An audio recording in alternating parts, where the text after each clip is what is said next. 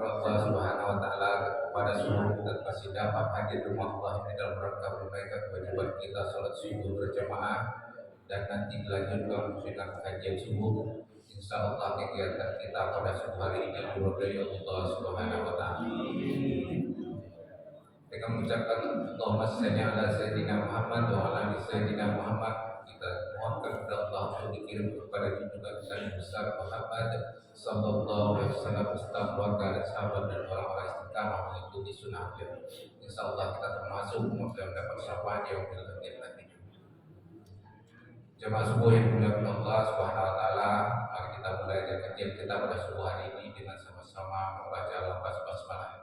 Bismillahirrahmanirrahim. Kepada Pak Ustaz. Bismillahirrahmanirrahim. Assalamualaikum warahmatullahi wabarakatuh.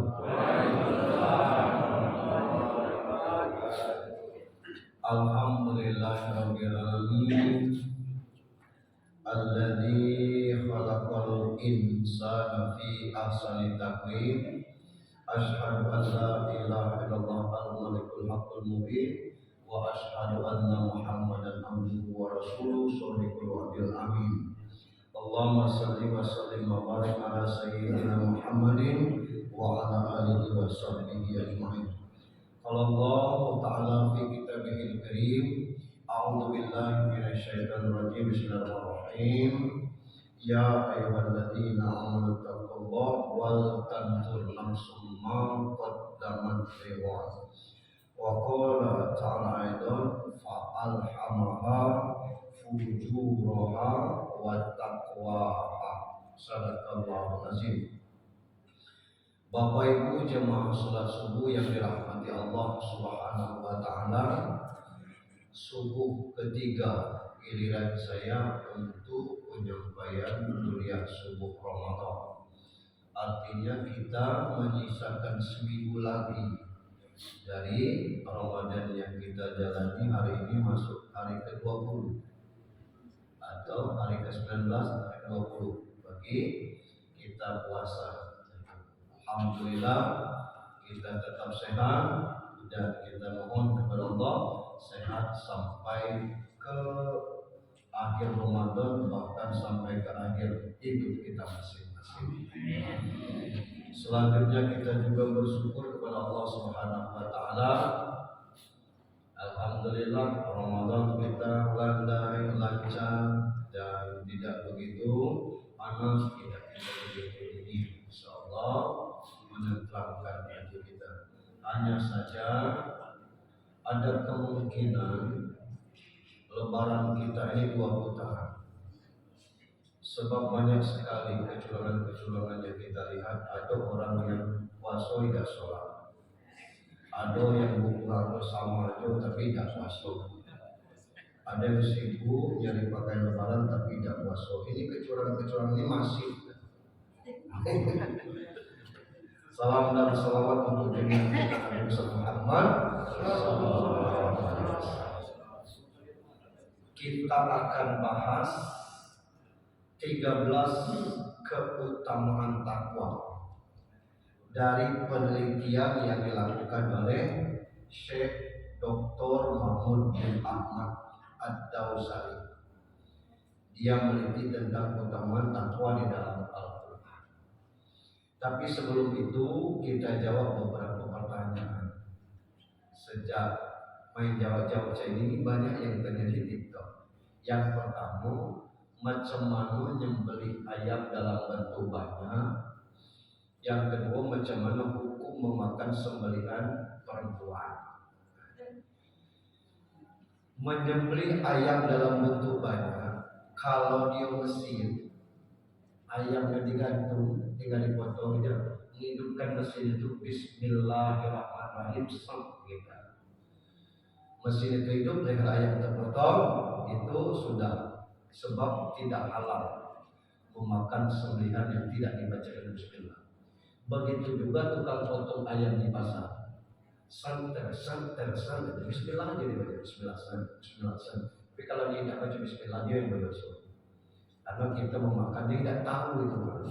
Di minimal kalau nak dibaca sampai ke Allahu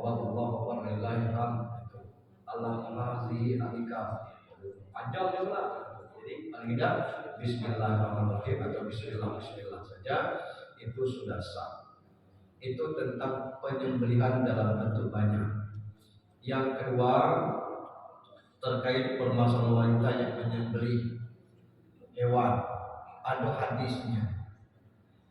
Anjariyata likabbi ibni Malik kanat taz'a gonama bisar'i Pak siyar satu minha Pak zarkatha fazabahatha bihajari pas alim Nabi sallallahu alaihi wasallam. Faqala kuluha, seorang perempuan budak Ka'ab bin Malik pernah mengembalakan kambing di Salak, Salki bisa di Salak, bukan Salak itu Salak pakai. Lalu seekor di antaranya menderita sesuatu. Budak itu mendapatinya dan menyembelih dengan batu. Kemudian Pasuila Nabi sallallahu alaihi wasallam. Dia bertanya kepada Nabi sallallahu alaihi wasallam tentang sembelihannya yang pakai batu itu dan dia yang menyembelih. Jawab Nabi, faqala kuluha. Jawab Nabi, makanlah kambing itu. Hadis riwayat Bukhari. Jadi memakan ayam yang dipotong oleh perempuan atau oleh anak-anak hukumnya boleh dan halal. Cuman jangan banyak nonton ayam. Kecamnya bukan. Itu yang pertama. Yang kedua, konfirmasi. Salah satu desa di wilayah Kecamatan Pondok Kubang, bukan desa Pondok Kubang. Salah satu desa di wilayah Kecamatan Pondok Kubang, Bengkulu Tengah. Ada orang dari Bengkulu ini bayar zakat fitrahnya ke seseorang. Dia itu jatuh dan memang berhak menerima zakat itu. Ketika dikasih jam-jam zuhur itu, ibu tuh ngomong, tidak baca aku nerima zakat kau tuh kini, kelak aja habis maghrib. Kata yang nyerahkan, ngapu tidak bisa, pecah puasa pula. Terkejutlah nyerahkan, dia ngapu, lah tidak boleh nerima zakat fitrah ini jam-jam siang habis maghrib kelak supaya puasa tidak pecah. Dijelaskan oleh orang yang ngasih zakat itu, tidak ada model ini. Yang mencakap puasa itu makan minum dengan sengaja. Ini kan cuma tipu zakat. Dari mana tahu itu? Ya dari dulu saya itulah. Tidak boleh siang-siang. Dijelaskan. Akhirnya mau karena memang jumlahnya cukup banyak itu. Ini. Jadi yang bersangkutan konfirmasi dengan aku. Ada niat dalil. Kalau sudah ada dalil, tahu yang panitia zakat ini tidak baca terima zakat. Karena siaga loh, terus pikir itu tidak ada pikir ini zakat mana-mana. Siang-siang pecah kalau puasa tuh yang puluh. Jadi ini. Nah maksud saya ini kadang-kadang ilmu di masyarakat itu tidak tahu dari mana dasarnya. Barangkali dulu orang sibuk kan rumah jauh, ada di Talang, tidak sempatnya ngasih siang, dikasihnya malam. Dia anggapnya kalau ngasih siang batalkan puasa. Ini yang masuk ke meja redaksi. Bapak Ibu yang saya hormati, kita lanjutkan dengan materi kita 13 keutamaan takwa. Minggu yang lalu kita bahas tentang urgensinya takwa, pentingnya takwa. Di dalam pengantar kita tadi saya sampaikan satu foto ayat yang singkat, fa'alhamaha fujuraha wa taqwa. Allah sudah mengilhamkan kepada kita dua sifat. Fujur itu asal katanya dipajar. Jam-jam sekarang ini kan panjang ini. Batas antara malam dengan siang. Kalau fujur itu melampaui batas. Kalau orang Jawa ini pakai UA, wah banget, wow banget panjangnya itu. Kalau orang Rejang, Lumo Jako, Lai Lumo Jako. Kalau kami mana, kemati, besar kemati, panjang kemati, tahu? Itu Bengkulu ego, besar ego, magis ego, pahit ego. Nah yang pakai ego itu tidak bagus lagi. Manis ego tidak termakan, mual pun gitu. Masih ego jauh tertinggi lah. Jadi fujur itu jahat melampaui batas. Yang kedua, Allah sudah ilhamkan takwa kepada kita. Ini memang dari Allah Subhanahu wa taala, tinggal kita jalani saja iman yang dominan dari sifat tersebut untuk kita amalkan. Nah, tentu kita berharap bahwa takwa itu mengalir di diri kita yang intinya takut, patuh, taat kepada Allah. Yang perintah Allah itu segala sesuatunya dibebankan dengan tidak memberatkan yang bersangkutan. 5 rukun Islam itu bunyian Islam al-khamsin, syahadatullah ilallah wa iqamas shalah wa ita'uz zakah wa shaumi ramadan wa hajjatul bait. Haji itu bagi yang mampu, tidak pakai es tadi. Kalau tidak mampu, dia wajib berzakat. Zakat itu kalau ada besok lebaran anak 3 beras cuma 2 juta lagi. Macam mana yang besar untuk buat lontong beda bacanya. Maka duduk di rumah orang mengantar zakat dengan dia. Selesai. Puasa kalau sehat, kamu sakit tidak usah puasa. Dengan catatan jangan asal bayar dia umur masih di bawah 40. Demam dikit sama dia tak boleh. Tetap ganti dengan puasa. Yang bayar dia itu yang tidak lagi sanggup puasa, yang lapikun itu. Kemudian sholat kalau sanggup tegak, tidak boleh duduk gitu. Boleh juga dengan berbaring gitu. Tidak yang tahan. Air dingin, pakai air hangat boleh, jangan air panas untuk lah. Boleh gitu. Nah, ini tentang sholat. Tidak ada air, boleh kita pakai tayamum. Sakitnya tidak boleh kena air, boleh pakai tayamum. Kalau salah jadilah sekali. Jadi perintah Allah itu ringan bagi kita supaya kita tidak berat menuju kepada takwa. Apa keutamaan takwa ini?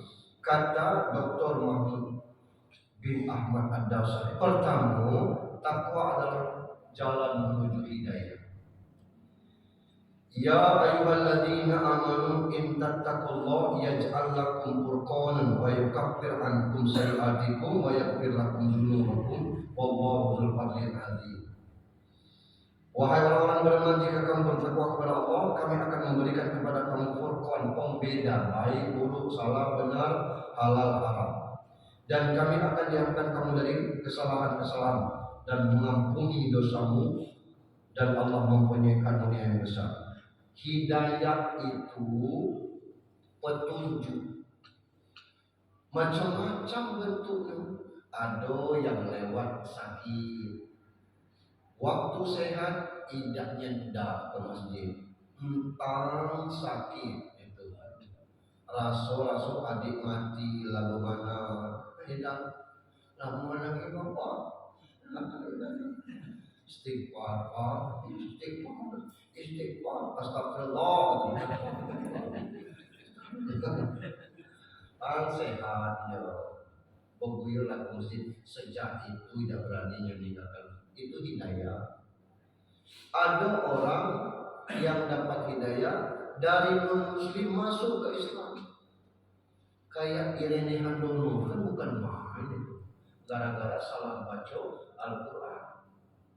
Kita kan bacanya dari kiri ke kanan. Al-Quran kan baca dari kanan ke kiri. Itu alif lam mim itu kanan dulu berarti. Nah ini itu baca dari kulhu, dikajinya kulhu dulu. Akhirnya dari situ hidayah masuk. Jadi ustaz yang terkenal yang Waloni itu siapa melawan itu sejak masuk Islam lagu jadi ceramah apalah dia ada ketulaan itu. Nah ini itu hidayah. Kita juga seperti naik kita ini dari kepuyaman dulu mulai masuk Islam. Kan ulah lama itu, itu kena jenuh. Hidayah ini petunjuk dari Allah Subhanahu wa Ta'ala. Ada orang yang mati muda, tidak sempat apa-apa mati. Kenapa? Kenapa? Kawan se-SD lah meninggal, tidak ada penyakit. Jadi apa hubungannya dengan Allah? Aku model dengan dia, jangan mati dulu kau tak gitu. Nah itu tidak. Sejak itu dia mulai melaksanakan sholat. Jadi hidayah itu bentuk juga macam-macam bentuknya, macam-macam petunjuk dari Allah Subhanahu wa Ta'ala. Yang paling itu yang kisah orang Jerman itu, dia sakit kanker stadium 4 gitu. Sudah diponis oleh pakar kanker di Jerman itu umur 14 hari, tapi dia Islam. Dia ngomong dengan suaminya, kita umur aja, mohon ampun kepada Allah. Jadi kita sholat, karena itu detik-detik umurnya tinggal menghitung hari. 3 hari ngurus paspor, tinggal 11 hari lagi amankan. Ke Madinah dulu baru ke Mekah. Di Mekah itu nangis terus di depan Ka'bah. Nangisnya karena umurnya tinggal sekian jam lagi. Satu hari kan kita lagi itu jam. Nah adalah marbot masjid yang perempuan yang keliling seperti itu. Nengok nangis itu kan tiap lewat nangis terus. Oleh marbot itu ditanya dalam bahasa dia tentu. Karena nengok game itu bukan minum. Dia semasa. Kira-kira udah gitu bahasa dulu itu kan. Nggak pernah nangis. Mau dijawabnya umur aku tinggal sekian hari lagi. Kata siapa? Kata dokter spesialis kanker. Aku ini kanker stadium 4. Dokter itu manusia udah. Ya manusia. Ibu ini di rumah Allah di depan Baitullah. Nah, kok percaya dengan manusia Allah sudah terima ibu di rumahnya ini? Itu air Zam-Zam, obat dan segala macam obat. Kenapa ibu tidak memanfaatkan itu? Bermohon kepada Allah di rumahnya, di depan rumahnya ibu minum sajian tidak dengan Allah. Terang ibu iyo yang bulu darah. Bangkit dia minum air Zam-Zam.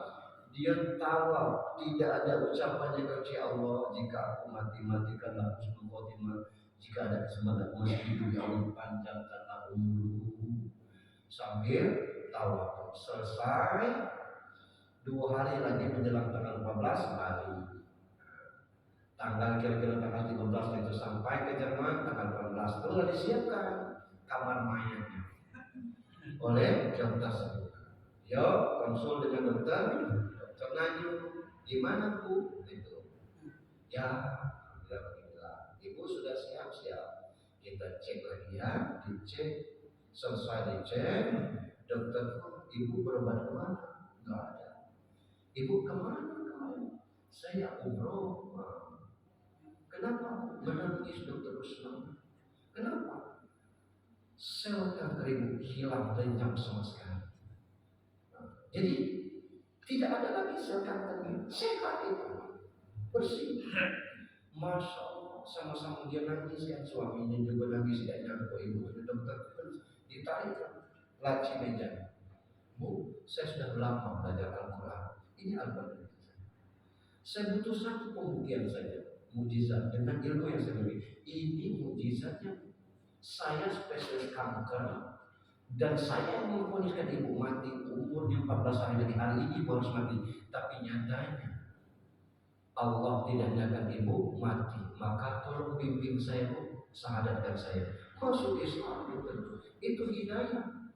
Macam mana Allah memberikannya kepada kita? Tentu kita butuh usaha untuk hidayah. Kita ni kadang-kadang galak lalainya dengan dua hal, waktu dan kesehatan. Lasibu baru sempat ke masjidnya karena lagi sibuk itu. Tapi kalau kita lapang tidak ada ke masjid. Sebenarnya betul lah konsep orang berjamaah. Itu bukan cuma roken gitu deh. Payah aku ngapain? Yang kedua, jangan nunggu sakit. Perlu baik enak itu. Kalau kita sehat itu enak kita beribadah. Itu gitu. Maka perlu dicari. Yang kedua, takwa adalah kunci ilmu. Surat Al-Baqarah 282. Wattaqullah wa yu'allimukumullah wallahu bikulli syai'in alim. Dan bertakwalah kepada Allah. Allah mengajarkanmu dan Allah mengetahui segala sesuatu. Ali bin Abi Thalib itu dia akan menjadikan guru siapa yang mengajarkan satu guru kepada dia. Ditanya apa beda ilmu dengan harta, tidak disambung jawaban Ali bin Abi Thalib. Apa beda ilmu dengan harta? Harta begitu yang jago ilmu, dia yang jago itu. Tanya lagi, apa beda ilmu dengan harta? Harta kalau dipakai habis, ilmu kalau dipakai bermanfaat. Apa beda ilmu harta? Harta itu ada zakatnya, ilmu ada zakat. Apa beda ilmu dengan harta? Harta itu pacak dari ilmu, pacak dari harta. Tapi harta belum tentu pacak dari ilmu. Memang pintar tentang pentingnya ilmu ini luar biasa. Man arada dunya fa'alahi bil ilmi, wa man arada al-akhirah fa'alahi bil, wa man arada Allah fa'alahi bil ilmi. Mau dunia dengan ilmu, mau akhirat dengan ilmu. Mau kedua-duanya dengan ilmu. Hidup itu jadi mudah karena kita punya ilmu. Luar biasa. Saya sering katakan, misalkan masalah batu baik, itu beda jauh penghasilannya. Tukang pecah batu yang sebesar tiang ini, itu paling bergaji sekitar 300. Minimal 3 sampai 4 hari memecahkan batu sekubik itu baru dapat gaji 300 atau 400. Batu sebesar-besar itu dipecahkan. Ngayun tukul besar, rumah betis pecahkan batu. Tapi tukang batu yang masang batu bata di rumah itu 36 kompas pilar itu 250 gaji sehari. Masang bata. Beda lagi yang uang batu ginjal 5 juta. Batu kan ada urusan itu. Tapi beda ilmu. Karena ilmu itu beda. Urusannya batu kan. Beda. Akhirat juga seperti itu. Orang praktis. Saya dalam manasik haji atau umroh itu, karena kita coba berkaji tentang masalah yang kaya. Dalam manasik haji atau manasik umroh, dalam dipakai di pesawat itu kita mesti sholat. Nah, karena tidak ada air, harus tayamum. Syarat tayamum itu mesti ada debu. Nah, kita tidak bawa debu dari rumah, kalau tidak tuh fair, bawa yang debu dari rumah. Taruh di kertas HPS misalnya, fair tangan debu. Nah, ini tidak anggap di depan tuh, di bangku kawan depan tuh ada debunya. Nah, ini yang leset, yang nganggap ada debu. Kepala nganggap, kenapa tidak nganggap ada keran? Baik. Nih, anggap baik ada keran. Tapi kalau nganggap ada debu, tidak ada debunya, tempel sini, resap ini, debu tidak ada, dianggap itu. Lalu apa kita tidak menggunakan ada hadis? Apa? Karena Nabi Sallallahu Alaihi Wasallam yang tawadhu bil muddin. Rasulullah itu pernah berwudu dengan satu mud. Satu mud itu segini. Segini itu kira-kira aqua yang botol paling kecil, bukan aqua gelas, ya aqua botol. Yang 300 atau 250 ml. Itu kan pacak kita tanya dengan 4 anggota wudu baik yang wajib rukun wudu, muka, lengan, kepala, kaki. Tidak mesti 3 kali.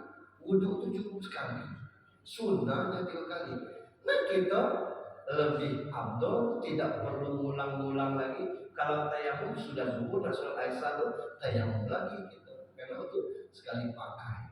Nah, ini ilmu. Jadi kita diringankan oleh ilmu yang kita miliki. Yang ketiga, takwa, cahaya menerangi jalan menuju Allah. Ya ayyuhalladzina amanu taqullaha wa aminu bi rasulihi yu'tikum kiflain min rahmatihi wa yaj'al lakum nuran tamshuna bihi wa yaghfir lakum wallahu ghafurur rahim. Wahai orang-orang yang beriman kepada Allah, kepada Rasul, bertakwalah kepada Allah dan berimanlah kepada Rasul. Niscaya Allah memberikan rahmat kepadamu dua bagian dan menjadikan untukmu cahaya. Dengan cahaya itu kamu dapat berjalan dan Dia mengampuni kamu dan Allah Maha Pengampun lagi Maha Penyayang. Betapa kalau kita sudah diberi oleh Allah cahaya itu luar biasa. Saya pernah cerita tentang baca kisah Azazil. Azazil itu bosnya para malaikat. 120 tahun menyembah Allah, tidak satu pun doanya yang tidak dikabulkan oleh Allah.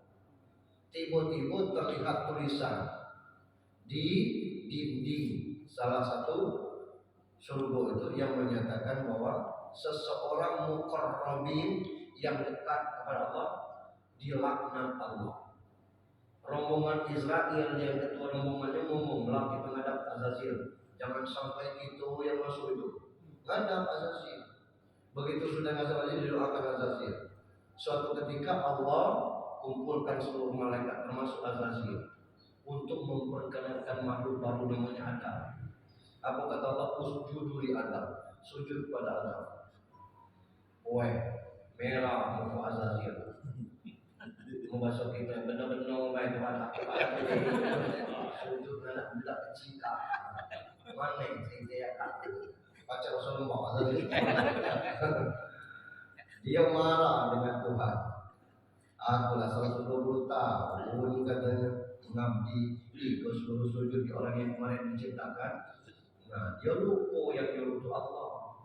Allah marah, dia laknat. Itulah bosnya iblis. Jadi iblis dan dia pula yang menggelincirkan Adam, orang yang taat ini. Nah, kita berharap cahaya ketakwaan menjadi kita lebih taat.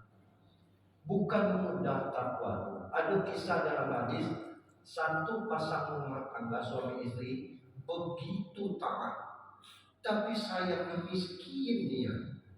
Suaminya ngomong, kalau aku merantau, udah ke Korea itu nggak usah. Jadilah di sini apa yang ada kita makan. Itu. Ya kita di rumah, apa yang makan, kalau kita punya masalah. Besok kita makan, besok kan Senin, itu pas Senin.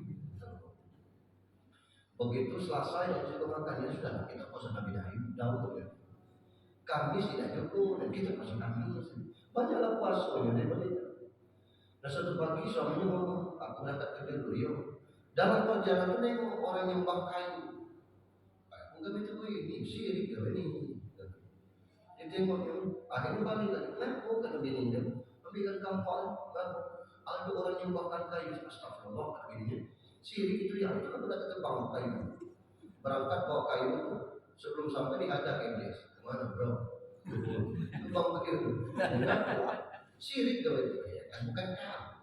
Ya Allah, bukan aku itu bahaya teman. Ya tak usah.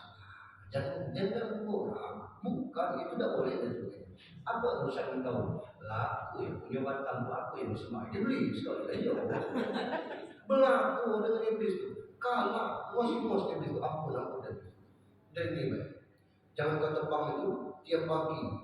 Kau temukan 3 keping emas di tikar kau. Jangan main, cius. Ya apa biaya? Tidak jadi dibunuhnya, tidak jadi boleh ditebak. Besok pagi bangun ada niat 3 keping. Besok pagi lagi ada 3, hari ketiga tidak ada lagi. Mati iblis ini bawanya lagi kapal ada tebak. Iblis belakang dulu tidak. Belakang kalah tanam ini. Ya ngapa kemarin katanya kau cepatnya mengalahkan. Oh kemarin lagi kalah. Yang pagi lillah juga penting. Jadi urusan takwa ini bisa melemahkan kita, bisa menguatkan kita. Dan itulah cahaya bagi kita. Suami saya kalau tidur dalam percaya portal itu yang hidup HP, malam dalam selimut. Yang keempat, amal diterima karena takwa. Allah berfirman surah Al-Maidah 27. Innama yataqabbalullahu minal muttaqin. Sesungguhnya Allah hanya menerima amal dari orang yang bertakwa. Mereka itu orang-orang yang amalnya ikhlas untuk mereka Allah. Wa ma umiru illa liya'budullaha mukhlisina lahu. Allah tidak beri kita ibadah, tidak tugaskan kita ibadah, tidak memberi kecuali dasarnya ikhlas. Ikhlas itu kayak air putih, tidak kecampurannya. Itulah ikhlas. Jangan sampai kita ternodai karena ria. Nah, ini kadang-kadang sering kita sampaikan. Asal tahajud malam itu melapor ke grup. Alhamdulillah selesai tahajud. Aku gunung. Kadang-kadang itu nerima aku WA dan jam 7 malam itu agak ngeri-ngeri gitu. Takut keluarga ada yang sakit, ada apa-apa gitu. Pas tahajud, kawan lapor baru sudah tahajud. Tahajudlah situ.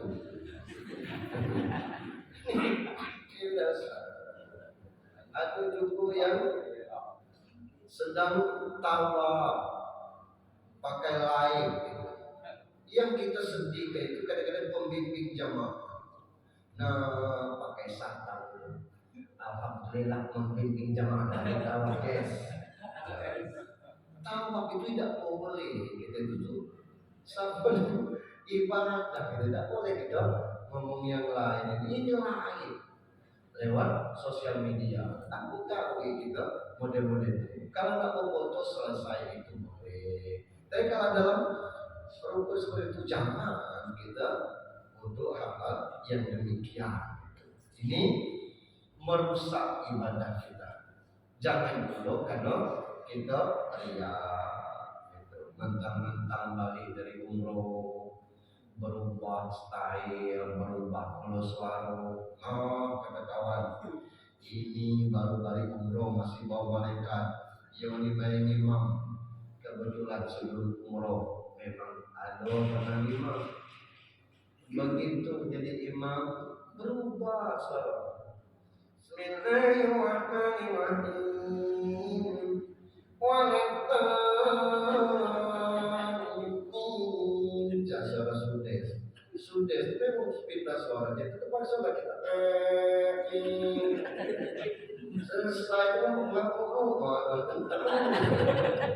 tidak perlu biasa kembali ada lagi tidak pakai Bismillah lagi. Jadi kita kadang-kadang kita yang jadi jamaah ini Allahu Akbar alhamdulillah di mana Bismillah di situ tuh pakai Bismillah tapi Alhamdulillahirabbil alamin pakai Bismillah itu.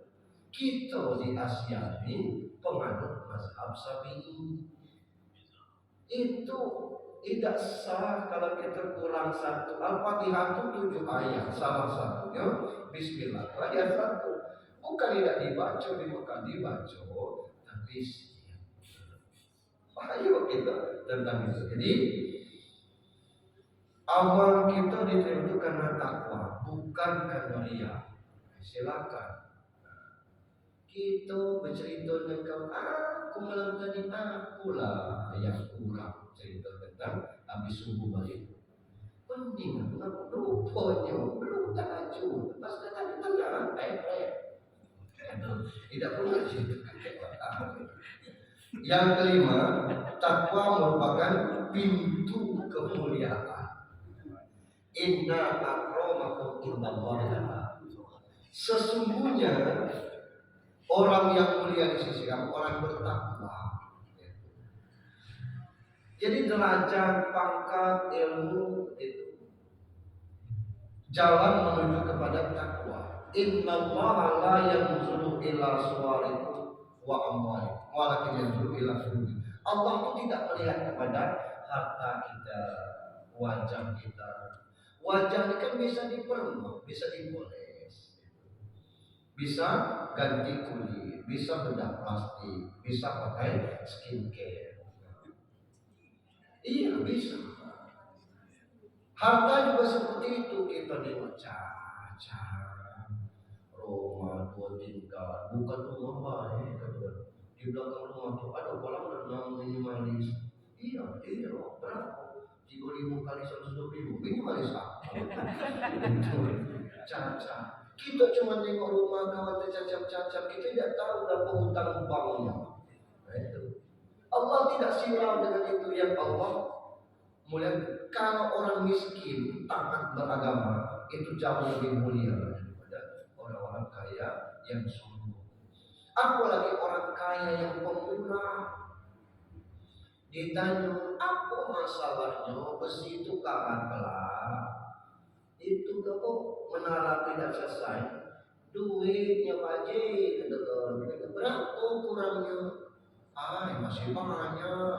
Nak mengandalkan duit kumpulan mingguan ini cuma dan sebagainya. Hutang di depot masih ada. Hutang 10 juta itu kurangnya 40 juta lagi, butuh 50 juta. Kirim nanti lewat WhatsApp nomor rekening kita kirim dan sebagainya. Di dalam rekening 75 juta. 1, 2, 3, 4, 5, 6 75 juta nih, bukan 7 juta 200, 75 juta nih. Maka orang kaya pemurah ketemu orang kaya model ini, alhamdulillah. Tidak perlunya pakai satpam. Kalau ada orang nak merampok, kita jadi penghalang. Nah, merampok mau kayak wajah. Tempat kami menyandar sini lah, masjid ini dia baru, kurang dikit dia nambah. Apa-apa keperluan dia ya urusan Allah. Kami kan warga sini, kami yang melindungi. Kamu kalau langkah dulu ya gitu. Jika lagi langkah apa? Ya terserah.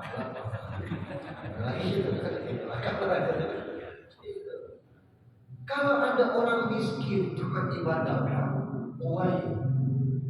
orang doakan dia harus spontan. Ya Allah bantulah belum. Dia biasa baik dengan kondisi seperti itu.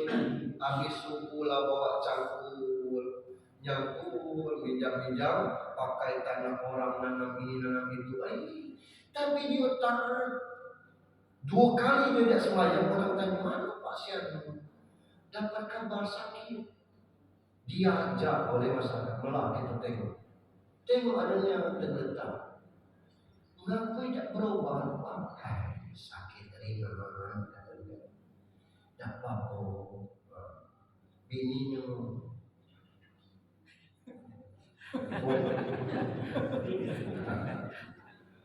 ngapa budak datang. Tidak itu kita sanggup tabungan itu yang demikian. Kenapa?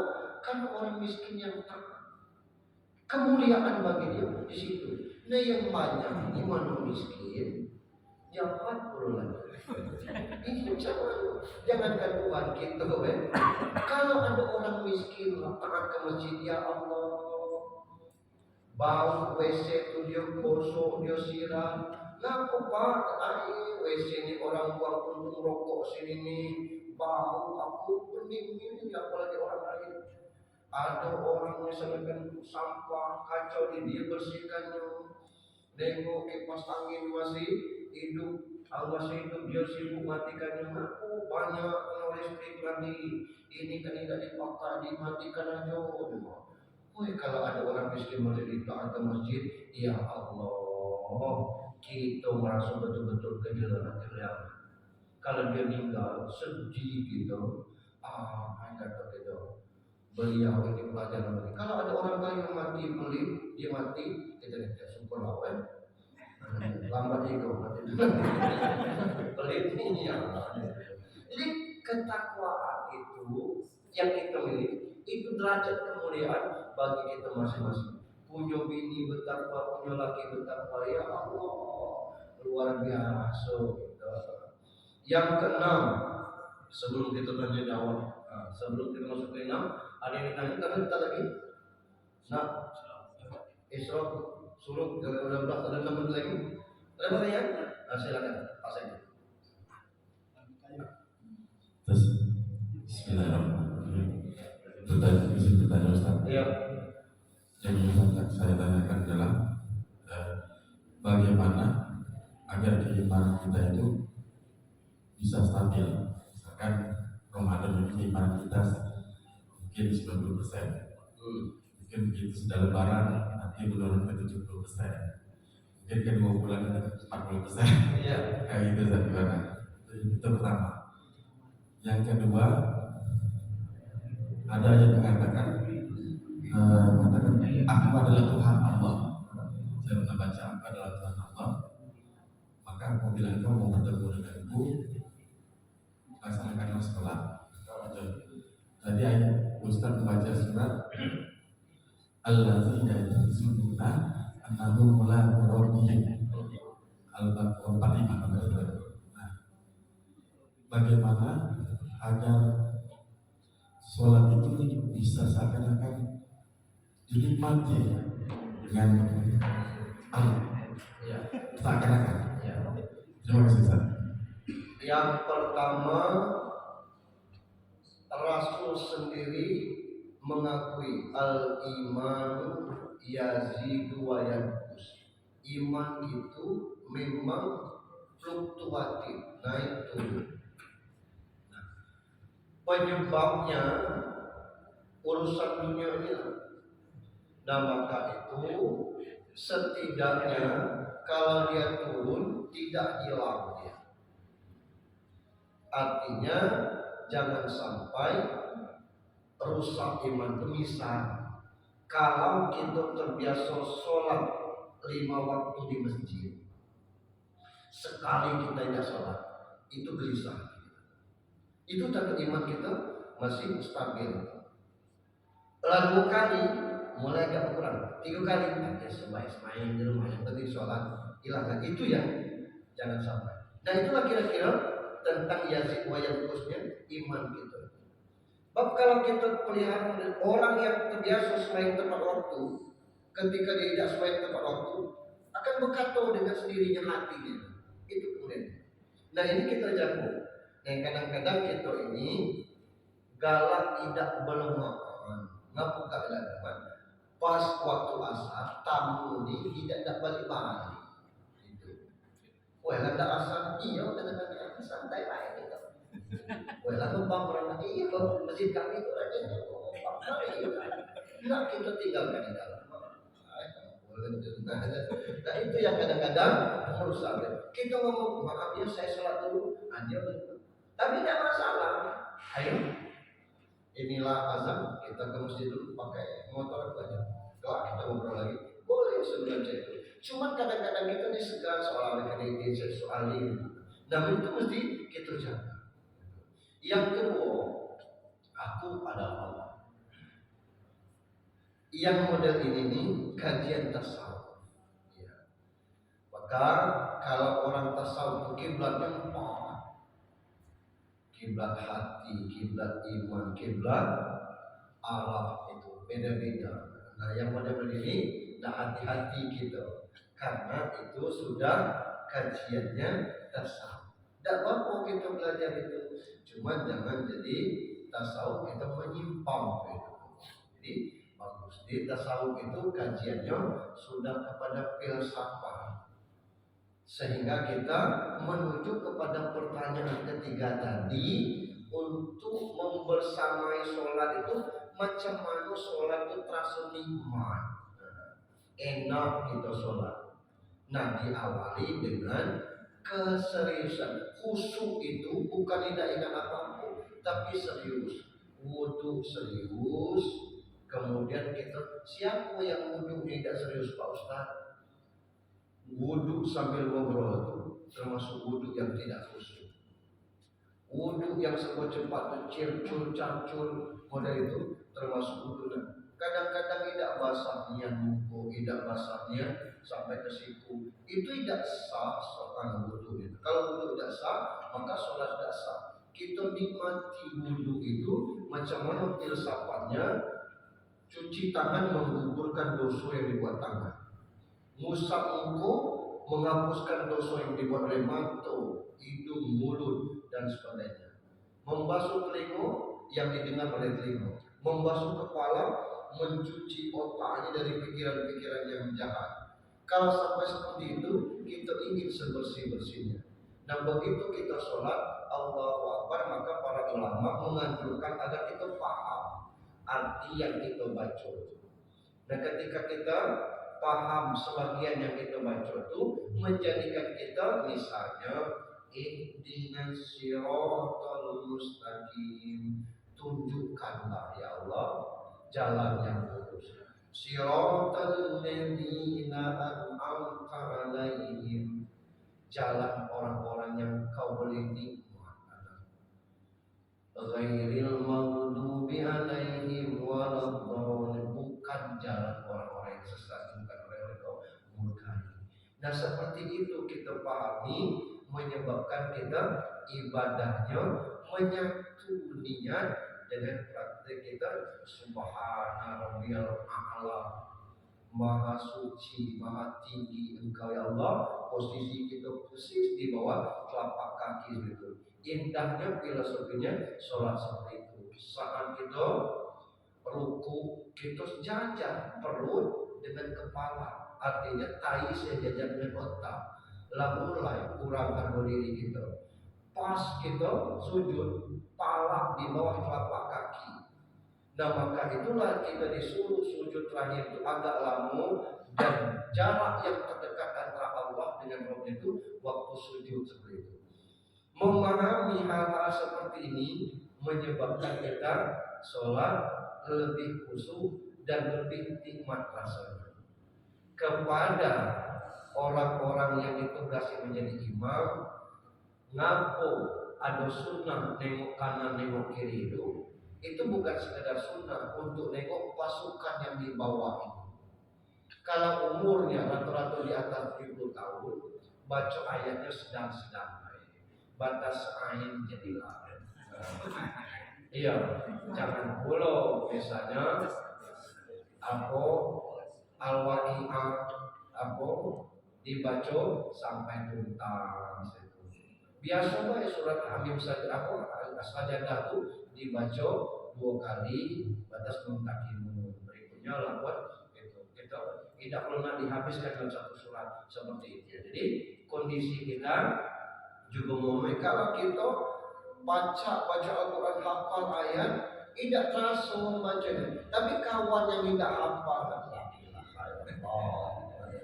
dialah bertahlil dewi. Masih panjang sambung ibu ke. Kalau kita hafal, kawan tidak hafal tentang itu. Ini cara-cara kita tentang itu. Upaya-upaya untuk itu ada pelatihan-pelatihan khusus macam mana kita menjadikan sholat lebih khusyuk untuk itu. Salah satunya dulu pernah dipelajari oleh Ari Ginanjar yang pencipta penemu Eki itu. Sehingga dengan seperti itu lewat salawatnya orang banyak bertangisan di gedung-gedung dulu kan menuju pada sholat yang lebih baik. Lalu lewat tengok blok itu. Saya pikir demikian, kita sambung minggu depan. Mohon maaf satu pertanyaan tadi. Demikian kepada Allah mengampun dilantar kepada dia. Assalamualaikum warahmatullahi wabarakatuh. Waalaikumsalam warahmatullahi wabarakatuh. Terima kasih untuk ucapan kepada Ustaz Haji sudah diantar dalam menyampaikan materi kepada kita semua pada pagi hari ini. Semoga apa yang beliau sampaikan dapat kita praktekkan kehidupan sehari-hari. Mohon maaf